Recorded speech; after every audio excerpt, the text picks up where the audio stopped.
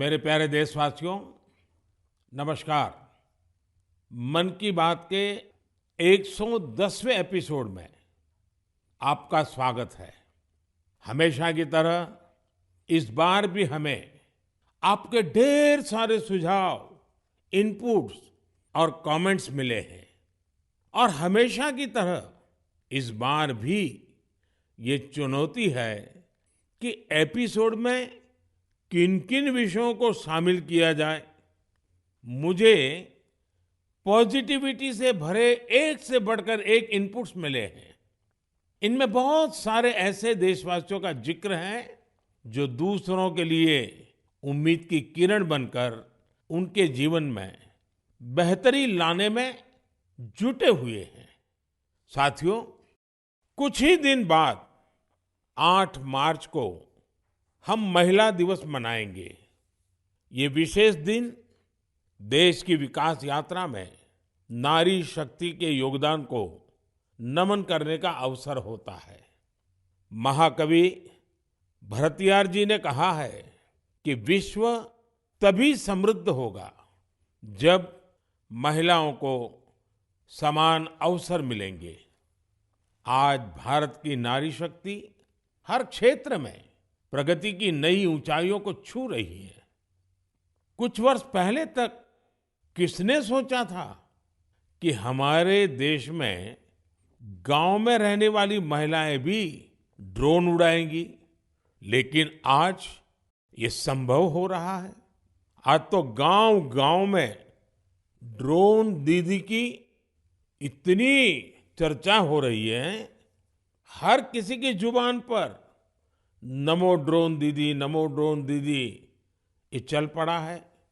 हर कोई इसके विषय में चर्चा कर रहा है। एक बहुत बड़ी जिज्ञासा पैदा हुई है और इसलिए मैंने भी सोचा कि क्यों ना इस बार मन की बात में एक नमो ड्रोन दीदी से बात की जाए। हमारे साथ इस वक्त नमो ड्रोन दीदी सुनीता जी जुड़ी हुई हैं, जो उत्तर प्रदेश के सीतापुर से हैं। आइए उनसे बात करते हैं। सुनीता देवी जी, आपको नमस्कार। नमस्ते सर। अच्छा सुनीता जी, पहले मैं आपके विषय में जानना चाहता हूँ, आपके परिवार के विषय में जानना चाहता हूँ। थोड़ा कुछ बता दीजिए। सर, हमारे परिवार में 2 बच्चे हैं, हमें हस्बैंड हैं, माता जी हैं मेरी। आपकी पढ़ाई क्या हुई Sunita ji? Sir, BA final है। और वैसे घर में कारोबार वगैरह क्या है? कारोबार वगैरह खेती-बाड़ी संबंधित करते हैं, खेती वगैरह। अच्छा सुनीता जी, ये ड्रोन दीदी बनने का आपका सफर कैसे शुरू हुआ? आपको ट्रेनिंग कहाँ मिली? कैसे कैसे बदलाव क्या आया? मुझे पहले से जानना है। जी, सर ट्रेनिंग हमारी फूलपुर इफ्को में हुआ था इलाहाबाद में, और वहीं से हमको ट्रेनिंग मिली है। तो तब तक आपने ड्रोन के विषय में सुना था कभी?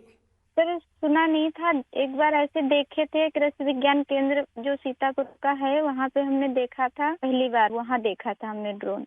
सुनीता जी, मुझे ये समझना है कि मानो आप पहले दिन गए, जी। पहले दिन आपका ड्रोन दिखाया होगा, फिर कुछ बोर्ड पे पढ़ाया गया होगा, कागज पे पढ़ाया गया होगा, फिर मैदान में ले जाके प्रैक्टिस, क्या क्या हुआ होगा? आप मुझे बस समझा सकती हैं पूरा वर्णन? जी, जी सर। पहले दिन सर हम लोग जब गए हैं तो उसके दूसरे दिन से हम लोगों की ट्रेनिंग शुरू हुई थी। पहले तो थ्योरी पढ़ाई गई थी, सब क्लास चले थे 2 दिन। क्लास में ड्रोन में क्या-क्या पार्ट हैं, कैसे-कैसे आपको क्या-क्या करना है, ये सारी चीजें थ्योरी में पढ़ाई गई थी। तीसरे दिन सर हम लोगों का पेपर हुआ था। उसके बाद में फिर सर एक कंप्यूटर पे भी पेपर हुआ था। मतलब पहले क्लास चला, उसके बाद में टेस्ट लिया गया, फिर प्रैक्टिकल करवाया गया था हम लोगों का। मतलब ड्रोन कैसे उड़ाना है, कैसे-कैसे मतलब आपको कंट्रोल कैसे संभालना है, हर चीज सिखाई गई थी प्रैक्टिकल के तौर में। फिर ड्रोन काम क्या करेगा, वो कैसे सिखाया? सर, ड्रोन काम करेगा कि जैसे अभी फसल बड़ी हो रही, बरसात का मौसम या कुछ भी ऐसे बरसात में दिक्कत होती, खेत में फसल में हम लोग घुस नहीं पा रहे हैं, तो कैसे मजदूर अंदर जाएगा। तो इसके माध्यम से हम बहुत फायदा किसानों को होगा और वहाँ खेत में घुसना भी नहीं पड़ेगा। हमारा ड्रोन जो हम मजदूर लगा के अपना काम करते हैं, वो हमारा ड्रोन से मेड़ पे खड़े होके हम अपना वो कर सकते हैं। कोई कीड़ा मकोड़ा अगर खेत के अंदर है, उससे हमें सावधानी भी बरतनी रहेगी, कोई दिक्कत नहीं हो सकती है। और किसानों को भी बहुत अच्छा लग रहा है सर। हमने 35 एकड़ स्प्रे कर चुके हैं अभी तक। तो किसानों को भी समझ है कि इसका फायदा है। जी सर, किसानों को बहुत संतुष्ट होते हैं, कह रहे हैं बहुत अच्छा लग रहा है, समय का भी बचत होता है, सारी सुविधा आप खुद देती हैं, पानी दवा सब कुछ आप साथ में रखती हैं और हम लोगों को सिर्फ आके खेत बताना पड़ता है कि कहाँ से कहाँ तक मेरा खेत है और सारा काम आधा घंटे में ही निपटा देती। तो ये ड्रोन देखने के लिए और लोग भी आते होंगे फिर तो। सर बहुत भीड़ लग जाती है, ड्रोन देखने के लिए बहुत सारे लोग आ जाते हैं। जो बड़े बड़े फार्मर्स लोग हैं वो लोग नंबर भी ले जाते हैं कि हम भी आपको बुलाएंगे स्प्रे के लिए। अच्छा, क्योंकि मेरा एक मिशन है लखपति दीदी बनाने का। अगर आज देश भर की बहनें सुन रही हैं, तो एक ड्रोन दीदी आज पहली बार मेरे साथ बात कर रही है, तो क्या कहना चाहेगी आप? जैसे आज मैं अकेले ड्रोन दीदी हूँ, तो ऐसे ही हजारों बहनें आगे आए कि मेरे जैसे ड्रोन दीदी वो भी बने। और मुझे बहुत खुशी होगी कि जब मैं अकेली हूँ, मेरे साथ में और हजारों लोग खड़े होंगे तो बहुत अच्छा लगेगा कि हम अकेले नहीं, बहुत सारे लोग हमारे साथ में ड्रोन दीदी के नाम से पहचानी जाती हैं। चलिए सुनीता जी, मेरी तरफ से आपको बहुत बहुत बधाई। ये नमो ड्रोन दीदी, ये देश में कृषि को आधुनिक बनाने का एक बहुत बड़ा माध्यम बन रही है। मेरी बहुत बहुत शुभकामनाएं। Thank you sir. Thank you. साथियों, आज देश में कोई भी क्षेत्र ऐसा नहीं है जिसमें देश की नारी शक्ति पीछे रह गई हो। एक और क्षेत्र जहां महिलाओं ने अपनी नेतृत्व क्षमता का बेहतरीन प्रदर्शन किया है, वो है प्राकृतिक खेती, जल संरक्षण और स्वच्छता। केमिकल से हमारी धरती माँ को जो कष्ट हो रहा है, जो पीड़ा हो रही है, जो दर्द हो रहा है, हमारी धरती माँ को बचाने में देश की मातृशक्ति बड़ी भूमिका निभा रही है। देश के कोने कोने में महिलाएं अब प्राकृतिक खेती को विस्तार दे रही है। आज अगर देश में जल जीवन मिशन के तहत इतना काम हो रहा है, तो इसके पीछे पानी समितियों की बहुत बड़ी भूमिका है।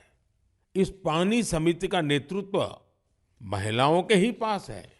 इसके अलावा भी बहनें बेटियां जल संरक्षण के लिए चौतरफा प्रयास कर रही हैं।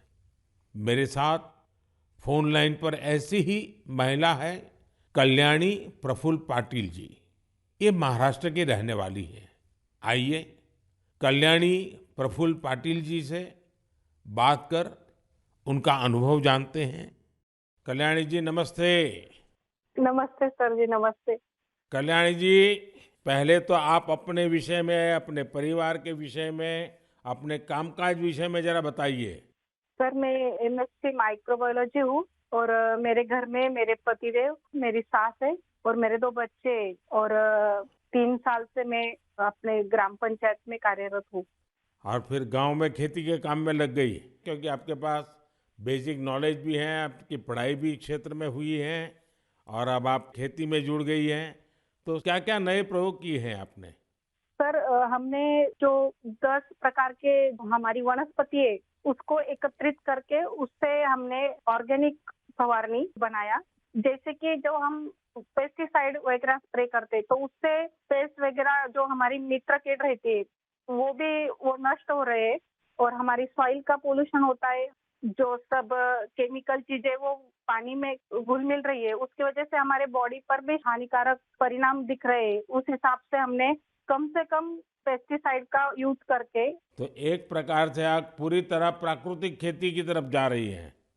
हाँ, जो अपनी पारंपरिक खेती है सर, वैसे हमने की पिछले साल। क्या अनुभव आया प्राकृतिक खेती में? सर जो हमारी महिला है उनको जो खर्च है वो कम लगा और जो प्रोडक्ट है सर तो वो समाधान था कि हमने विदाउट पेस्ट वो किया है, क्योंकि अब कैंसर के प्रमाण जो बढ़ रहे हैं, जैसे शहरी भागों में तो है लेकिन गांव में भी हमारे उसका प्रमाण बढ़ रहा है। तो उस हिसाब से अगर आप अपने आगे के परिवार को अपने सुरक्षित करना है, तो ये मार्ग अवलंबना जरूरी है। इस हिसाब से वो महिलाएं भी सक्रिय सहभाग इसके अंदर दिखा रही है। अच्छा कल्याणी जी, आपने कुछ जल संरक्षण में भी काम किया है, उसमें क्या किया है आपने? सर, रेन वाटर हार्वेस्टिंग जो हमारे शासकीय जितने भी इमारतें हैं, जैसे कि प्राथमिक शाला हुई, आंगनवाड़ियाँ हुए, हमारी ग्राम पंचायत की जो बिल्डिंग है, वहाँ के जो पानी है बारिश का, वो सब इकट्ठा करके हमने एक जगह पे कलेक्ट किया हुआ है। और जो रिचार्ज शाफ्ट है सर, कि बारिश का पानी जो गिरता है वो जमीन के अंदर परकोलेट होना चाहिए, तो उस हिसाब से हमने 20 रिचार्ज शाफ्ट हमारे गांव के अंदर किए हुए हैं और 50 रिचार्ज शाफ्ट का सैंक्शन हो गया है। अब जल्दी ही उसका भी काम चालू होने वाला है। चलिए कल्याणी जी, आपल्याशी बोलून खूप आनंद झाला. तुम्हाला खूप खूप शुभेच्छा. सर धन्यवाद, सर धन्यवाद. मलाही तुमच्याशी बोलून खूप खूप आनंद झाला. म्हणजे माझ्या आयुष्याचं संपूर्ण सार्थकी लागलं माझं जीवन असं मी समजते. बस सेवा करा. चलिए, आपका नाम ही कल्याणी है तो आपको तो कल्याण करना ही करना है. धन्यवाद जी. नमस्कार. धन्यवाद सर, धन्यवाद. साथियों, चाहे सुनीता जी हो या कल्याणी जी, अलग अलग क्षेत्रों में नारी शक्ति की सफलता बहुत प्रेरक है. मैं एक बार फिर हमारी नारी शक्ति की इस स्पिरिट की हृदय से सराहना करता हूं. मेरे प्यारे देशवासियों, आज हम सबके जीवन में टेक्नोलॉजी का महत्व बहुत बढ़ गया है. मोबाइल फोन, डिजिटल गैजेट्स हम सबकी जिंदगी का अहम हिस्सा बन गए हैं.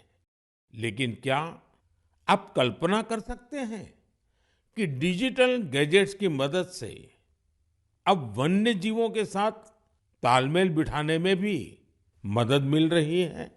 कुछ दिन बाद 3 मार्च को विश्व वन्य जीव दिवस है. इस दिन को वन्य जीवों के संरक्षण के प्रति जागरूकता फैलाने के उद्देश्य से मनाया जाता है.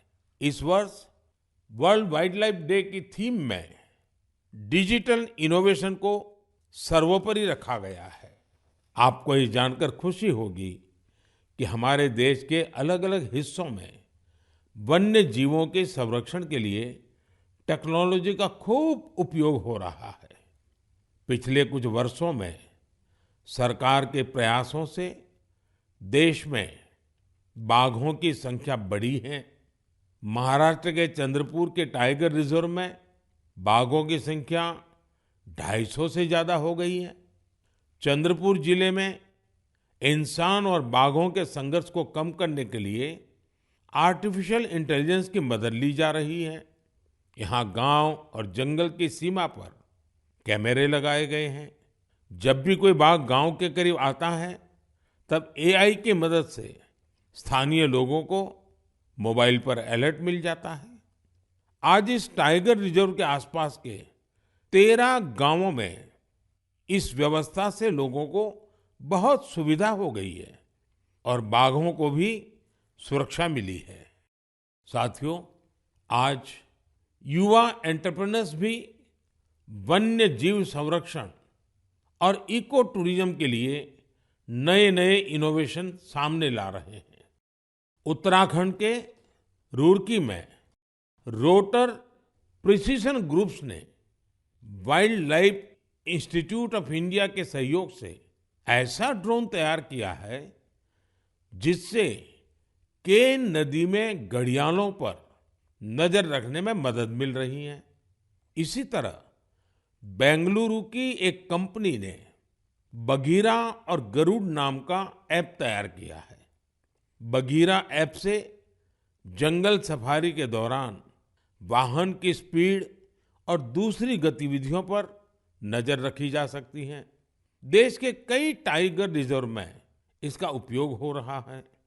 आर्टिफिशियल इंटेलिजेंस और इंटरनेट ऑफ थिंग्स पर आधारित गरुड़ ऐप को किसी सीसीटीवी से कनेक्ट करने पर रियल टाइम अलर्ट मिलने लगता है. वन्य जीवों के संरक्षण की दिशा में इस तरह के हर प्रयास से हमारे देश की जैव विविधता और समृद्ध हो रही है. साथियों, भारत में तो प्रकृति के साथ तालमेल हमारी संस्कृति का अभिन्न हिस्सा रहा है। हम हजारों वर्षों से प्रकृति और वन्य जीवों के साथ सह अस्तित्व की भावना से रहते आए हैं। अगर आप कभी महाराष्ट्र के मेलघाट टाइगर रिजर्व जाएंगे तो वहां स्वयं इसे अनुभव कर सकेंगे। इस टाइगर रिजर्व के पास खटकली गांव में रहने वाले आदिवासी परिवारों ने सरकार की मदद से अपने घर को होम स्टे में बदल दिया है। ये उनकी कमाई का बहुत बड़ा साधन बन रहा है। इसी गांव में रहने वाले कोरकू जनजाति के प्रकाश जामकर जी ने अपनी 2 हेक्टेयर जमीन पर 7 कमरों वाला होम स्टे तैयार किया है। उनके यहाँ रुकने वाले पर्यटकों के खाने पीने का इंतजाम उनका परिवार ही करता है। अपने घर के आसपास उन्होंने औषधीय पौधों के साथ आम और कॉफी के पेड़ भी लगाए हैं। इससे पर्यटकों का आकर्षण तो बढ़ा ही है, दूसरे लोगों के लिए भी रोजगार के नए अवसर बने हैं। मेरे प्यारे देशवासियों, जब पशुपालन की बात करते हैं तो अक्सर गाय भैंस तक ही रुक जाते हैं, लेकिन बकरी भी तो एक अहम पशुधन है जिसकी उतनी चर्चा नहीं होती है। देश के अलग अलग क्षेत्रों में अनेकों लोग बकरी पालन से भी जुड़े हुए हैं। ओडिशा के कालाहंडी में बकरी पालन गांव के लोगों की आजीविका के साथ साथ उनके जीवन स्तर को ऊपर लाने का भी एक बड़ा माध्यम बन रहा है। इस प्रयास के पीछे जयंती महापात्रा जी और उनके पति बीरेन साहू जी का एक बड़ा फैसला है। ये दोनों बेंगलुरु में मैनेजमेंट प्रोफेशनल्स थे, लेकिन इन्होंने ब्रेक लेकर कालाहंडी के सालेभाटा गांव जाने का फैसला लिया। ये लोग कुछ ऐसा करना चाहते थे जिससे यहाँ के ग्रामीणों की समस्याओं का समाधान भी हो, साथ ही वो सशक्त भी बने। सेवा और समर्पण से भरी अपनी इसी सोच के साथ इन्होंने माणिकस्तु एग्रो की स्थापना की और किसानों के साथ काम शुरू किया। जयंती जी और बीरेन जी ने यहाँ एक दिलचस्प माणिकस्तु गॉट बैंक भी खोला है। वे सामुदायिक स्तर पर बकरी पालन को बढ़ावा दे रहे हैं। उनके गोट फार्म में करीब दर्जनों बकरियां हैं। माणिकस्तु गोट बैंक इसने किसानों के लिए एक पूरा सिस्टम तैयार किया है। इसके जरिए किसानों को 24 महीने के लिए 2 बकरियां दी जाती हैं। 2 वर्षों में बकरियां 9 से 10 बच्चों को जन्म देती हैं। इनमें से 6 बच्चों को बैंक रखता है, बाकी उसी परिवार को दे दी जाती हैं जो बकरी पालन करता है। इतना ही नहीं, बकरियों की देखभाल के लिए जरूरी सेवाएं भी प्रदान की जाती हैं। आज 50 गांवों के 1000 से अधिक किसान इस दंपत्ति के साथ जुड़े हैं। उनकी मदद से गांव के लोग पशुपालन के क्षेत्र में आत्मनिर्भरता की ओर बढ़ रहे हैं। मुझे ये देखकर बहुत अच्छा लगता है कि विभिन्न क्षेत्रों में सफल प्रोफेशनल्स छोटे किसानों को सशक्त और आत्मनिर्भर बनाने के लिए नए नए तरीके अपना रहे हैं। उनका यह प्रयास हर किसी को प्रेरित करने वाला है। मेरे प्यारे देशवासियों, हमारी संस्कृति की सीख है परमार्थ परमो धर्मः, यानी दूसरों की मदद करना ही सबसे बड़ा कर्तव्य है। इसी भावना पर चलते हुए हमारे देश में अनगिनत लोग निस्वार्थ भाव से दूसरों की सेवा करने में अपना जीवन समर्पित कर देते हैं। ऐसे ही एक व्यक्ति है बिहार में भोजपुर के भीम सिंह भवेश जी। अपने क्षेत्र के मुसहर जाति के लोगों के बीच इनके कार्यों की खूब चर्चा है। इसलिए मुझे लगा कि क्यों न आज इनके बारे में भी आपसे बात की जाए। बिहार में मुसहर एक अत्यंत वंचित समुदाय रहा है। बहुत गरीब समुदाय रहा है।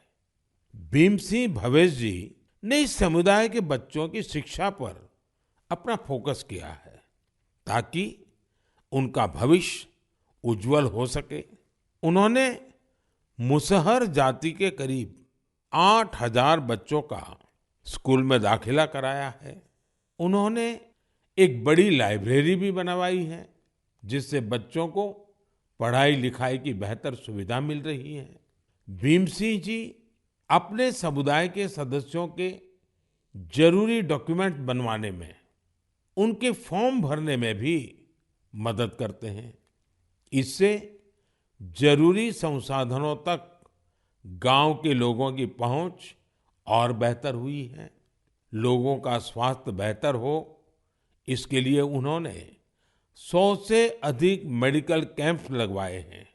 जब कोरोना का महासंकट सिर पर था, तब भीम सिंह जी ने अपने क्षेत्र के लोगों को वैक्सीन लगवाने के लिए भी बहुत प्रोत्साहित किया। देश के अलग-अलग हिस्सों में भीम सिंह भवेश जी जैसे कई लोग हैं जो समाज में ऐसे अनेक नेक कार्यों में जुटे हैं। एक जिम्मेदार नागरिक के तौर पर हम इसी प्रकार अपने कर्तव्यों का पालन करेंगे तो यह एक सशक्त राष्ट्र के निर्माण में बहुत ही मददगार साबित होगा। मेरे प्यारे देशवासियों, भारत की सुंदरता, यहाँ की विविधता और हमारी संस्कृति के अलग अलग रंगों में भी समाहित है। मुझे ये देखकर अच्छा लगता है कि कितने ही लोग निस्वार्थ भाव से भारतीय संस्कृति के संरक्षण और इसे सजाने संवारने के प्रयासों में जुटे हैं। आपको ऐसे लोग भारत के हर हिस्से में मिल जाएंगे। इनमें से बड़ी संख्या उनकी भी है जो भाषा के क्षेत्र में काम कर रहे हैं। जम्मू कश्मीर में गांदरबल के मोहम्मद मानशाह जी पिछले 3 दशकों से गोजरी भाषा को संरक्षित करने के प्रयासों में जुटे रहे हैं। वे गुजर बकरवाल समुदाय से आते हैं जो कि एक जनजातीय समुदाय है। उन्हें बचपन में पढ़ाई के लिए कठिन परिश्रम करना पड़ा था। वो रोजाना 20 किलोमीटर की दूरी पैदल तय करते थे। इस तरह की चुनौतियों के बीच उन्होंने मास्टर्स की डिग्री हासिल की और ऐसे में ही उनका अपनी भाषा को संरक्षित करने का संकल्प दृढ़ हुआ। साहित्य क्षेत्र में मानशाह जी के कार्यों का दायरा इतना बड़ा है कि इसे करीब 50 संस्करणों में सहेजा गया है।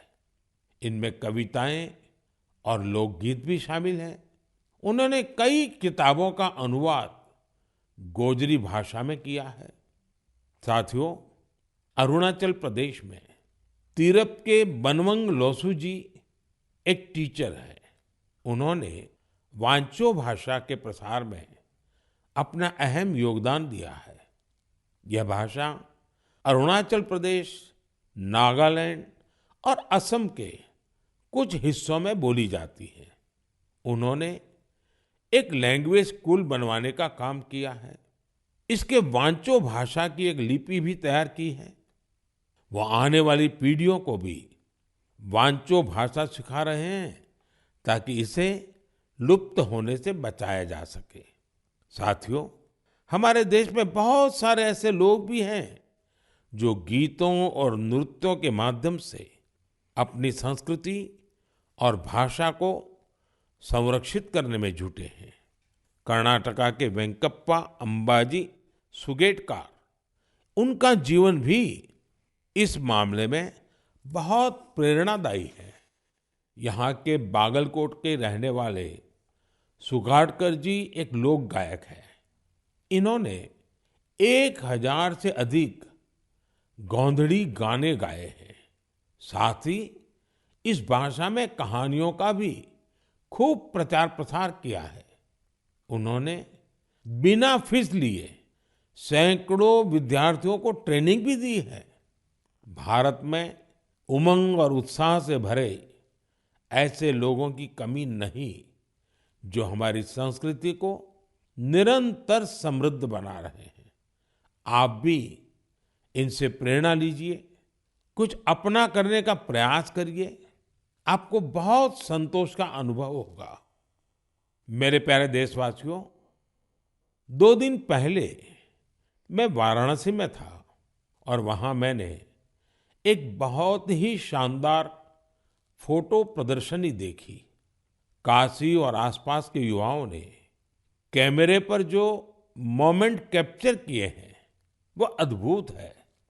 इसमें काफी फोटोग्राफ्स ऐसी हैं जो मोबाइल कैमरे से खींची गई थी। वाकई आज जिसके पास मोबाइल है वो एक कंटेंट क्रिएटर बन गया है। लोगों को अपना हुनर और प्रतिभा दिखाने में सोशल मीडिया ने भी बहुत मदद की है। भारत के हमारे युवा साथी कंटेंट क्रिएशन के क्षेत्र में कमाल कर रहे हैं। चाहे कोई भी सोशल मीडिया प्लेटफॉर्म हो, आपको अलग अलग विषयों पर अलग अलग कंटेंट शेयर करते हमारे युवा साथी मिल ही जाएंगे। टूरिज्म हो, सोशल कॉज हो, पब्लिक पार्टिसिपेशन हो या फिर प्रेरक जीवन यात्रा, इनसे जुड़े तरह तरह के कंटेंट्स सोशल मीडिया पर मौजूद है। कंटेंट क्रिएट कर रहे देश के युवाओं की आवाज आज बहुत प्रभावी बन चुकी है। उनकी प्रतिभा को सम्मान देने के लिए देश में नेशनल क्रिएटर्स अवार्ड शुरू किया गया है। इसके तहत अलग अलग कैटेगरीज में उन चेंज मेकर्स को सम्मानित करने की तैयारी है जो सामाजिक परिवर्तन की प्रभावी आवाज बनने के लिए टेक्नोलॉजी का उपयोग कर रहे हैं। यह कॉन्टेस्ट माईगॉव पर चल रहा है और मैं कंटेंट क्रिएटर्स को इससे जुड़ने के लिए आग्रह करूंगा। आप भी अगर ऐसे इंटरेस्टिंग कंटेंट क्रिएटर्स को जानते हैं तो उन्हें नेशनल क्रिएटर्स अवार्ड के लिए जरूर नॉमिनेट करें। मेरे प्यारे देशवासियों, मुझे इस बात की खुशी है कि कुछ दिन पहले ही चुनाव आयोग ने एक और अभियान की शुरुआत की है, मेरा पहला वोट देश के लिए। इसके जरिए विशेष रूप से फर्स्ट टाइम वोटर्स से अधिक संख्या में मतदान करने का आग्रह किया गया है। भारत को जोश और ऊर्जा से भरी अपनी युवा शक्ति पर गर्व है। हमारे युवा साथी चुनावी प्रक्रिया में जितनी अधिक भागीदारी करेंगे, इसके नतीजे देश के लिए उतने ही लाभकारी होंगे। मैं भी फर्स्ट टाइम वोटर से आग्रह करूंगा कि वह रिकॉर्ड संख्या में वोट करें। 18 का होने के बाद आपको 18वीं लोकसभा के लिए सदस्य चुनने का मौका मिल रहा है। यानी ये 18वीं लोकसभा भी युवा आकांक्षा का प्रतीक होगी। इसलिए आपके वोट का महत्व और बढ़ गया है। आम चुनावों की इस हलचल के बीच आप युवा न केवल राजनीतिक गतिविधियों का हिस्सा बनिए, बल्कि इस दौरान चर्चा और बहस को लेकर भी जागरूक बने रहिए। और याद रखिएगा, मेरा पहला वोट देश के लिए। मैं देश के इन्फ्लुएंसर्स को भी आग्रह करूंगा, चाहे वो खेल जगत के हो, फिल्म जगत के हो, साहित्य जगत के हो, दूसरे प्रोफेशनल्स हो या हमारे इंस्टाग्राम और यूट्यूब के इन्फ्लुएंसर्स हो, वो भी इस अभियान में बढ़ चढ़कर हिस्सा लें और हमारे फर्स्ट टाइम वोटर्स को मोटिवेट करें। साथियों, मन की बात के इस एपिसोड में मेरे साथ इतना ही। देश में लोकसभा चुनाव का माहौल है और जैसा कि पिछली बार हुआ था, संभावना है कि मार्च के महीने में आचार संहिता भी लग जाएगी। ये मन की बात की बहुत बड़ी सफलता है कि बीते 110 एपिसोड में हमने इसे सरकार की परछाई से भी दूर रखा है।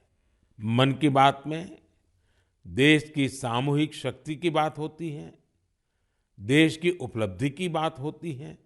ये एक तरह से जनता का, जनता के लिए, जनता द्वारा तैयार होने वाला कार्यक्रम है।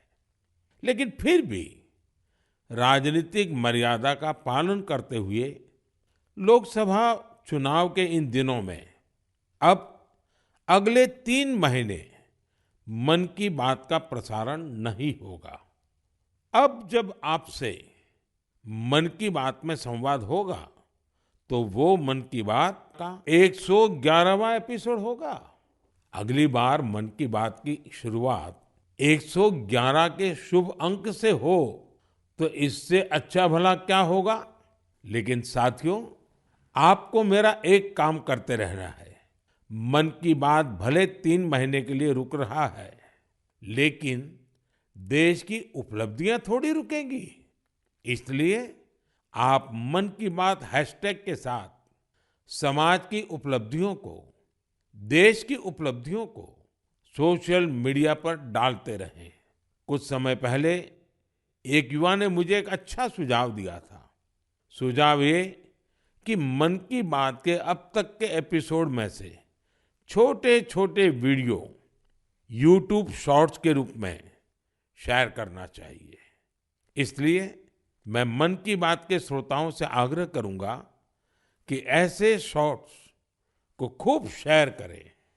साथियों, जब अगली बार आपसे संवाद होगा तो फिर नई ऊर्जा, नई जानकारियों के साथ आपसे मिलूंगा। आप अपना ध्यान रखिए। बहुत बहुत धन्यवाद। नमस्कार।